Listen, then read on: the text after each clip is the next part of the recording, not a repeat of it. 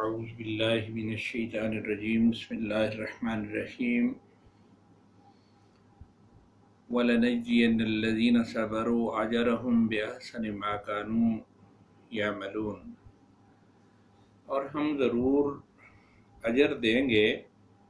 ان لوگوں کو جنہوں نے صبر کیا اور نیک اعمال کیے، ان نیک اعمال کا انہیں بدلہ ضرور دیا جائے گا۔ بندہ مومن کی یہ خصوصیت ہوتی ہے کہ وہ نیکی کی طرف رجحان رکھتا ہے، ہر مباح، مستحب، واجب اور فرض ان سب کاموں پہ خوش دلی کے ساتھ عمل کرتا ہے، مکروہ اور حرام کاموں سے بچتا ہے، اور جب حسن نیت کے ساتھ وہ کسی مباح کام کو بھی سر انجام دیتا ہے تو اللہ اس مباح کام کا اجر مستحب کے برابر کر دیتے ہیں۔ مثلا کھانا پینا اور سونا یہ مباح ہے، لیکن اگر بندہ مومن اس مباح کام کو حسن نیت کے ساتھ کہ میں اچھا کھاؤں پیوں گا، اس سے تقویت حاصل ہوگی اور اس تقویت کی بنیاد پہ میں نیکی کے کام اور اچھائی کے کام زیادہ کر پاؤں گا، تو رب العالمین اس کام کو مستحب بنا دیتے ہیں۔ اور اگر یہی کھانا اور پینا آقا نامدار صلی اللہ علیہ وسلم کی سنت کے مطابق کرتا ہے تو پھر رب العالمین اسے اس مباح کام پہ سنت کا ثواب دیتے ہیں اور سنت پہ عمل کرنے کا ثواب اسے دیا جاتا ہے۔ یہ ہے بندہ مومن کے لیے اعمال اور اس کے اجر کا بڑھا دینا۔ رب العالمین نے آگے فرمایا کہ من عمل صالحا من ذکر او انثی وهو مؤمن فلنحیینہ حیاتا طیبہ وَلَنَجْزِيَنَّهُمْ أَجْرَهُمْ بِأَحْسَنِ مَا كَانُوا يَعْمَلُونَ، اور جو بھی کوئی عمل صالح کرتا ہے، چاہے وہ مرد ہو، مذکر ہو یا مؤنث، مرد ہو یا عورت ہو، مرد ہو ایمان والا، فَلَنُحْيِيَنَّهُ، ہم اسے ضرور دیں گے حیاتاً طیبہ، پاکیزہ زندگی۔ اور اس پاکیزہ زندگی سے مراد آخرت کی ہی پاکیزہ زندگی نہیں ہے۔ لوگوں کے جن گروہوں نے یہ سمجھ لیا ہے کہ دنیا میں نیکی، سچائی، ایمانداری اور دیانتداری اپنانے سے آخرت تو بہتر بنتی ہے، لیکن انسان کی دنیا برباد ہو جاتی ہے، وہ عقل اور ہوش کے ناخن نے ان کی ذہن کی خرابی ہے۔ اللہ رب العزت فرما رہے ہیں کہ میں دونوں زندگانیاں اچھی کر دیتا ہوں، آخرت تو اس کی اچھی ہو ہی رہی ہے، دنیا میں بھی اس کی ساکھ، لوگوں کے اندر اس کا مقام اور اس کا وقار بلند ہو جاتا ہے۔ وَلَنَجْزِيَنَّهُمْ أَجْرَهُمْ بِأَحْسَنِ مَا كَانُوا يَعْمَلُونَ، اور ہم ضرور ان کے ایک ایک عمل کا اجر انہیں دیں گے جو بھی وہ اچھے عمل کرتے ہیں۔ اور رب العالمین نے فرمایا کہ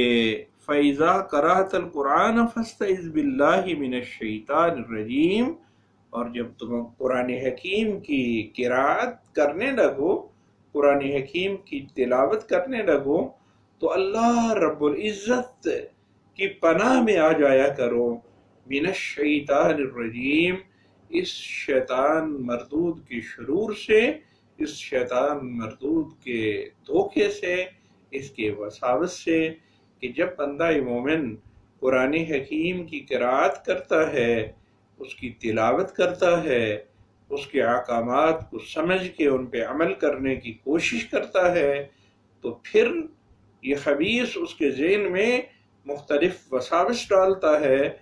اور اس کے گھر میں صف ماتم بچ جاتی ہے کہ اب بندہ مومن، یہ ایمان والا آدمی اللہ کے ان احکامات کو سمجھ کے ان پہ عمل کرے گا، اور نہ صرف خود عمل کرے گا بلکہ دوسرے لوگوں کو بھی عمل پہ ابھارے گا تو یہ اس کے دل میں وساوس ڈالنے کی کوشش کرتا ہے۔ اللہ رب العزت نے تعلیم ارشاد فرمائی کہ جب تم قرآن حکیم سے رہنمائی اور ہدایت حاصل کرنے کے لیے قرآن سے رجوع کرتے ہو تو اس شیطان رجیم کے شر سے محفوظ ہونے کے لیے اللہ کی پناہ میں آ جایا کرو۔ انہو لیس لہ سلطان علی الذین آمنوا وعلی ربہم یتوکلون۔ انہو لیس لہ سلطان، کہ بے شک اس کا کوئی زور نہیں چلتا، اس کی کوئی دلیل نہیں چلتی، علی الذین، ان لوگوں پر، آمنوا، جو اللہ پہ پکا اور ٹھکا ایمان رکھتے ہیں، ان کا اللہ رب العزت کی ذات پہ مستقل یقین ہوتا ہے، وعلی ربہم یتوکلون، اور اپنے رب پہ مکمل ان کا بھروسہ اور توکل ہوتا ہے۔ انہیں ان کے دل میں یہ بات رچ بس گئی ہوتی ہے کہ رب العالمین ہمارے سارے کاموں کے اندر، ہمارے سارے مصائب میں، ہماری ساری پریشانیوں میں ہمارے ساتھ ہیں۔ اگر ہم پہ کوئی تکلیف اور پریشانی آتی ہے تو وہ ہمارے اعمال کا نتیجہ ہوتی ہے، جو اللہ کے ساتھ رجوع کرنے سے اور اللہ کے ہاں توبہ کرنے سے دور ہو جاتی ہے۔ تو رب العالمین فرما رہے ہیں کہ اس کا زور ایسے ایمان والے لوگوں پہ نہیں چلتا، کیونکہ ایمان والے لوگ اپنی ان پریشانیوں کو، اپنی ان کمزوریوں کو، ان سب کو اپنی طرف اور اپنی غلطیوں کی طرف منسوب کر کے اللہ رب العزت سے بچنے کی اور ان سے شفا پانے کی دعا کرتے ہیں۔ یہ ان کے دلوں پہ کوئی اثر نہیں کر سکتا۔ انما سلطانہ علی الذین، اس کا زور تو صرف ان لوگوں پہ چلتا ہے، یتولونہ، جو اسے اپنا دوست رکھتے ہیں، والذین ہم بہ مشرکون، اور وہ اللہ کے ساتھ اس کو شریک ٹھہرانے لگتے ہیں۔ جیسے کوئی انسان پہ پریشانی آتی ہے تو وہ ناجائز کلمات اس ٹائپ کے اگر کہتا ہے کہ یہ جی اللہ کا بڑا غضب ہوا، اللہ کا بڑا قہر نازل ہوا، اس ٹائپ کا کہنے لگ جاتا ہے، جیسے دیہاتی لوگوں کی یہ عموماً عادت ہوتی ہے، ظلم خدا دا، قہر خدا دا۔ بھئی اللہ رب العزت اپنے بندوں کے ساتھ نہ ظالم ہے، نہ وہ قہر اپنے بندوں پہ نازل کرتا ہے۔ اس کا یہ صرف فیصلہ ایسے لوگوں پہ آتا ہے جو اس کے نافرمان اور اس کی باتوں کو نہ ماننے والے ہوتے ہیں۔ اللہ رب العزت کے ساتھ اس طرز کا رویہ اختیار کر کے یا اس طرح گمان کر کے شیطان کو اللہ کا شریک ٹھہرانے والی بات ہے، تو بندہ مومن ان چیزوں سے